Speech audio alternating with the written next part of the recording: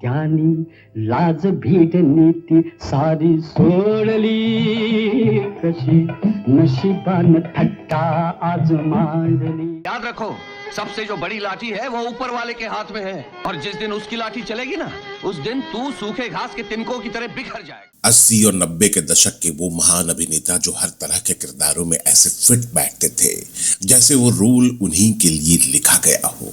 Department में मेरा code नाम क्या रखा हुआ है? जल्लाद sir. I am sorry sir.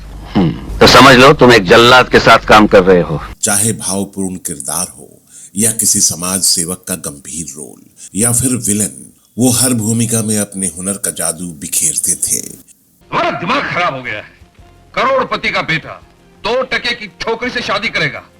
तुम्हें मेरी इज्जत का ख्याल है कि नहीं? वो इतना वास्तविक अभिनय करते थे कि दर्शक अक्सर उन्हें किरदार का अंग मान बैठते थे। तूने भगवान की आरती का मजाक उड़ाया है, यही आरती तुझे जलाकर खाक कर देगी। लेकिन क्या आप जानते हैं कि फिल्मों में आने से पहले वो विदेशों में पेशेवर सर्जन रह चुके थे। जिस गरीबी में तुम पिस रही हो छाया, उसी गरीबी से मैं भी पिस कर निकला हूँ, लेकिन उस गरीबी का मेडल लगा के नहीं घूमता मैं। क्या आप सोच सकते हैं कि उन्होंने 40 की उम्र पार कर जाने के बाद फिल्मों में कदम रखा? तेरा नाम जमुना है? जी सरकार। अगर तूने उसे फंसाने की कोशिश की तो मैं तुझे और तेरे साथ तेरे मामा को भी स्टेट से बाहर निकाल दूंगा, समझी? और क्या आप यकीन कर सकते हैं कि उनके जवान बेटे की हत्या हो गई थी और हत्यारे का कोई पता तक नहीं चल पाया? मजबूर हूँ इस दिल से, हार्ट पेशेंट हूँ ना। कौन थे ये कलाकार और कैसे उन्होंने थिएटर से लेकर फिल्मों तक अपनी अभिनय कला से लाखों लोगों के दिलों में जगह बनाई? क्यों उन्होंने 42 साल की उम्र में फिल्मों में कदम रखा? और वो कौन सा किरदार था जिसने उन्हें मराठी थिएटर में अमर कर दिया? जानेंगे और भी बहुत कुछ, तो बस बने रहिए हमारे साथ। मेरे को दारू के वास्ते तरसा है ना, मैं तेरे को बाप के वास्ते तरसाएगा। मर जाएगा पर तेरे को कभी नहीं बताएगा। हाँ दोस्तों नमस्कार, आप देख रहे हैं ड्रामा सीरीज भारत और मैं हूं आपका दोस्त और होस्ट विजय पांडे। अब तक तो आप समझ ही गए होंगे कि हम बात कर रहे हैं जाने माने चरित्र अभिनेता और थिएटर कलाकार डॉक्टर श्रीराम लागू की। उनके लंबे और गौरवशाली फिल्मी जीवन के बारे में जानने से पहले आइए डालते हैं एक नजर उनके शुरुआती जीवन पर। Good morning sir. Good morning, I was waiting for you. Hello, speaking. 16 नवंबर 1927 को महाराष्ट्र के सतारा जिले में बालकृष्ण चिंतामणि लागू और सत्यभामा लागू के घर जन्मे श्रीराम लागू की प्रारंभिक शिक्षा पुणे में हुई थी। स्कूल के दिनों में ही उन्हें पहली बार स्टेज पर चढ़ने का मौका मिला। शुरुआत से ही श्रीराम लागू को एक्टिंग और एक्टर्स की मिमिक्री करने का शौक था। एक दिन स्कूल में आयोजित नाटक में उन्होंने हिस्सा लिया।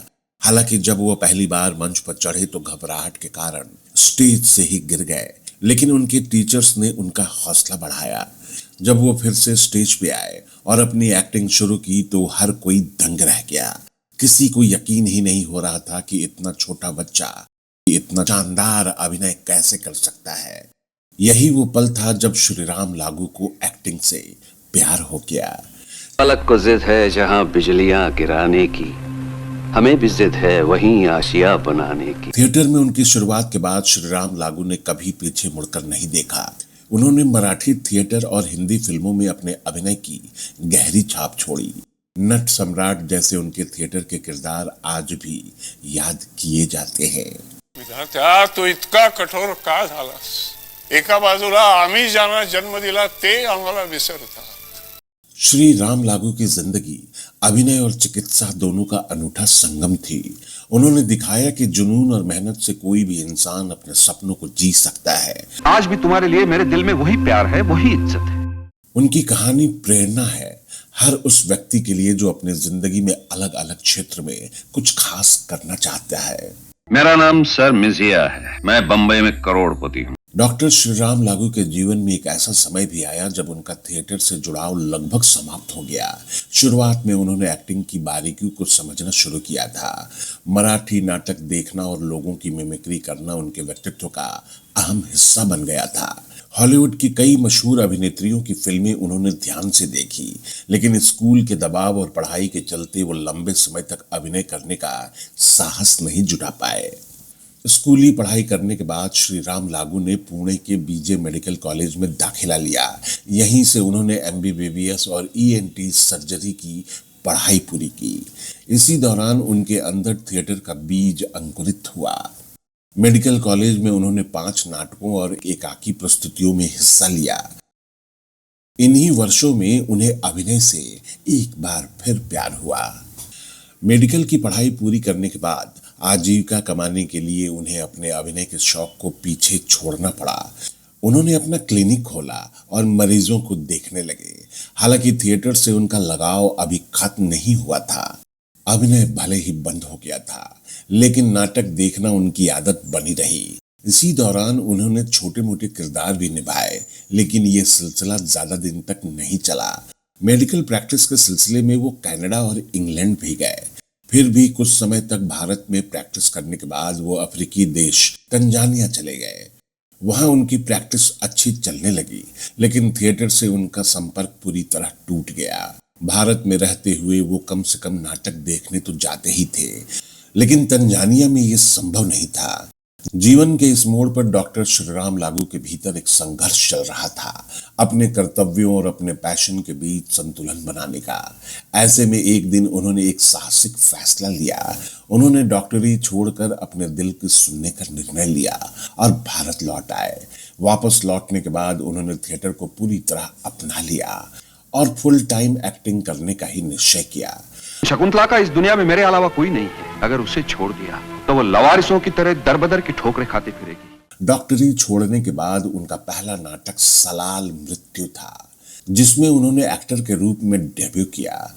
इसके बाद उन्होंने कई और नाटकों में काम किया, लेकिन उनके करियर में असली मोड़ तब आया जब उन्होंने विष्णु वामन श्रीवाडकर के प्रसिद्ध नाटक नट सम्राट में मुख्य भूमिका निभाई। इस नाटक में गणपत बेलवरकर का किरदार उन्होंने इस तरह निभाया कि दर्शकों को लगा कि वो किरदार श्री राम लागू नहीं, बल्कि स्वयं गणपत बेलवरकर जी रहे थे। हालांकि ये किरदार जितना प्रभावशाली था, उतना ही चुनौतीपूर्ण भी।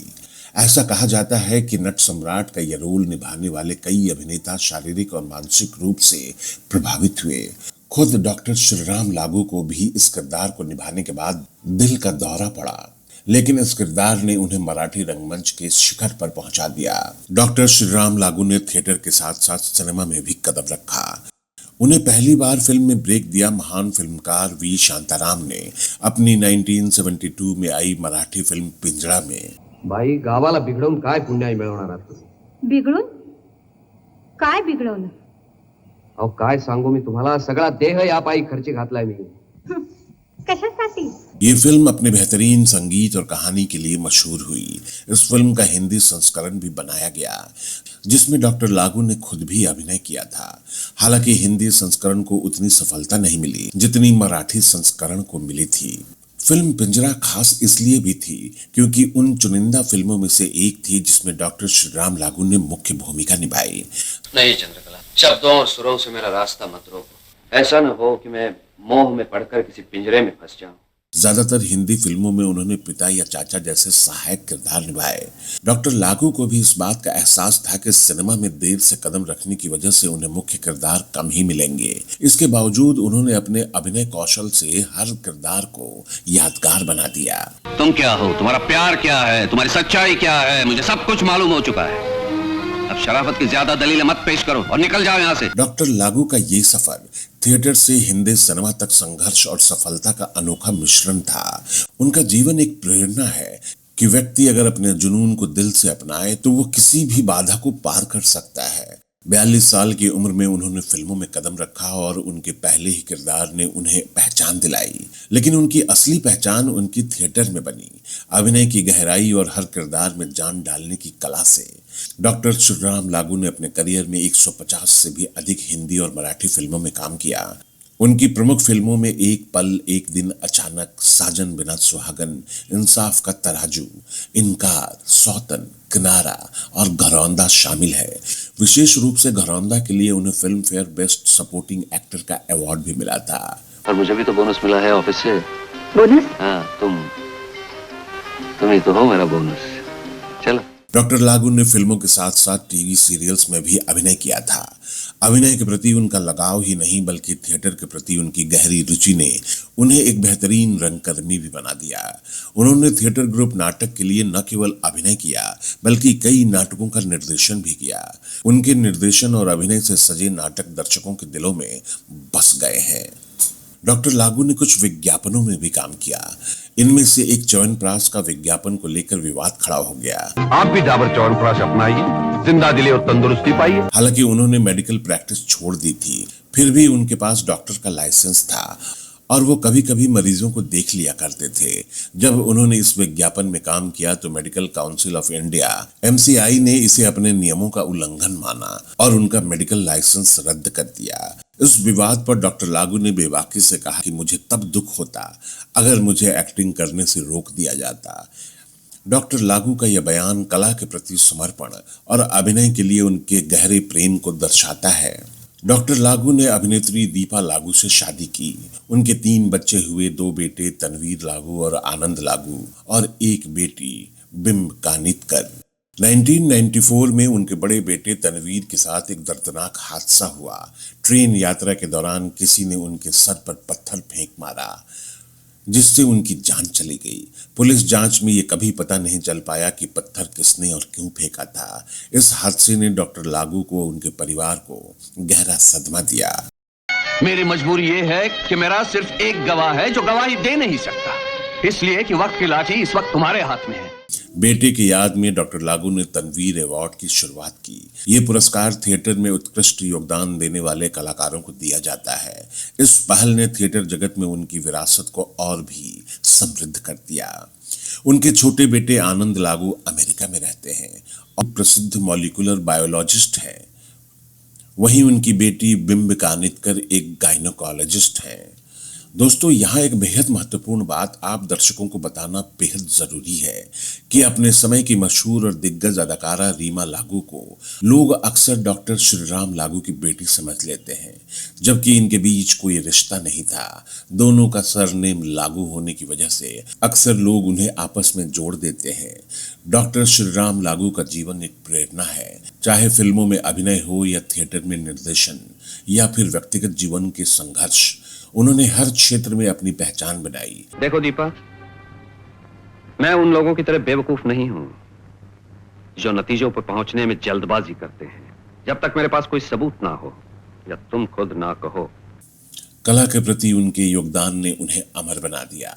अभिनय मेरा धर्म है, ये बात डॉक्टर लागू ने अपने जीवन में हर कदम पर साबित की। डॉक्टर लागू केवल एक अद्वितीय अभिनेता नहीं थे बल्कि एक सामाजिक कार्यकर्ता भी थे। वे महाराष्ट्र अंधविश्वास निर्मूलन समिति से जुड़े थे।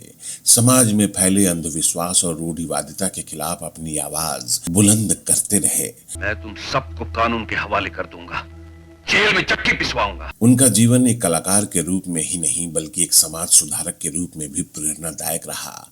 उन्होंने अपने विचारों को लेकर कभी समझौता नहीं किया, चाहे उन्हें इसके लिए कितनी भी परेशानियों का सामना क्यों न करना पड़ा हो। हालांकि डॉक्टर लागू विचारों को रखने में निर्भीक थे। कई बार उनके इसी गुण ने उन्हें विवादों के बीच ला खड़ा किया। जिस दिन उसकी लाठी चलेगी ना, उस दिन तू सूखे घास के तिनकों की तरह बिखर जाएगा।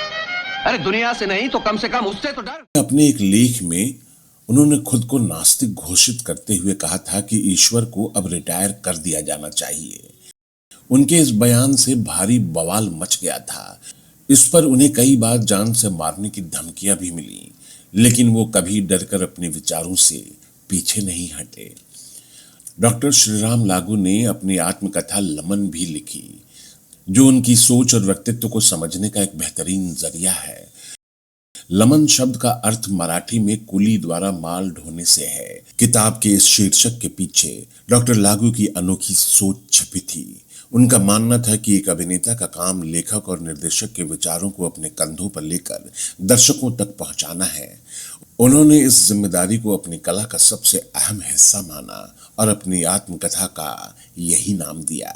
डॉक्टर लागू ने अपने करियर में थिएटर और फिल्मों में कई यादगार भूमिकाएं निभाई। उनकी अदाकारी का जादू दर्शकों को मंत्रमुग्ध कर देता था। 1982 में रिलीज हुई हॉलीवुड फिल्म गांधी में उन्होंने गोपाल कृष्ण गोखले का किरदार निभाया था। India has many men with too much wealth, and it's their privilege to nourish the effort of the few who can raise India from servitude and apathy. दिलचस्प बात यह है कि यही किरदार उन्होंने अपने बचपन में पहली बार स्कूल में एक नाटक के दौरान निभाया था। उस समय उन्हें स्टेज पर आने से डर लगता था, लेकिन उन्होंने अपने डर को जीतते हुए अपने अभिनय की सफर की शुरुआत की और अपने जीवन में उन्होंने एक से बढ़कर एक शानदार किरदार निभाए। तो फिर अपनी बेइज्जती का बदला लेने के लिए तैयार हो जाओ। जो लड़की तुम्हारे इस रूप से नफरत करती है, वही कल तुम्हारे नए रूप के जाल में फंस जाएगी। डॉक्टर लागू को उनके उत्कृष्ट अभिनय और कला के क्षेत्र में योगदान के लिए पुरस्कार और सम्मान मिले। वर्ष 1978 में उन्हें फिल्म घरौंदा में उनके यादगार अभिनय के लिए फिल्म फेयर सर्वश्रेष्ठ सहायक अभिनेता का पुरस्कार से सम्मानित किया गया था। वर्ष 1997 में कला के क्षेत्र में उनकी अमूल्य सेवाओं के लिए कालिदास सम्मान से सम्मानित किया गया था। वर्ष 2006 में सिनेमा और थिएटर में उनके योगदान को मान्यता देते हुए उन्हें मास्टर दीनानाथ मंगेशकर स्मृति प्रतिष्ठान पुरस्कार प्रदान किया गया। वर्ष 2007 में पुणे में उनकी अद्वितीय उपलब्धियों और योगदान को सराहते हुए उन्हें पुण्य भूषण पुरस्कार से सम्मानित किया गया। वर्ष 2010 में थिएटर और संगीत में उनकी अद्वितीय सेवाओं के लिए उन्हें भारत के सबसे प्रतिष्ठित सम्मानों में से एक संगीत नाटक अकादमी फेलोशिप से नवाजा गया। डॉक्टर श्रीराम लागू न केवल एक सशक्त अभिनेता थे, बल्कि समाज और कला के प्रति अपनी प्रतिबद्धता के लिए जाने जाते हैं। उनके योगदान ने भारतीय सिनेमा और रंगमंच को नई ऊंचाइयों तक पहुंचाया। डॉक्टर श्रीराम लागू का जीवन जितना प्रेरणादायक था, उतना ही उनका निधन फिल्म और थिएटर जगत के लिए एक गहरा आघात लेकर आया। 17 दिसंबर सन 2019 को कार्डियक अरेस्ट के कारण उनका निधन हो गया। उस समय उनकी उम्र 92 वर्ष की थी। अपने जीवन के अंतिम वर्षों में वो अपने पसंदीदा शहर पुणे में रहते थे। उनकी मौत ने न केवल थिएटर और फिल्म जगत को, बल्कि उनके प्रशंसकों को भी शोक में डाल दिया था। डॉक्टर लागू ने अपने विचारों और कर्मों से ये साबित किया कि कला केवल मनोरंजन का माध्यम नहीं है, बल्कि ये समाज को बदलने और बेहतर बनाने का एक सशक्त जरिया भी है। डॉक्टर श्रीराम लागू को हमारी विनम्र श्रद्धांजलि।